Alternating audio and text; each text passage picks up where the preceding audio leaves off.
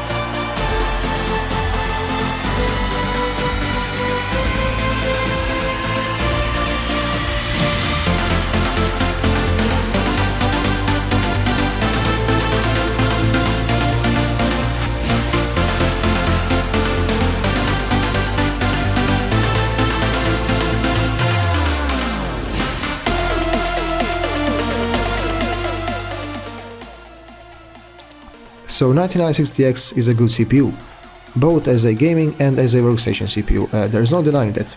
But 3950X is definitely the winner here, mainly because of its price, but it's also a better workstation CPU, which is what I guess most people mainly use it for. And that's it for this video. Thank you guys so much for watching, like, subscribe, and see you in the next video, hopefully.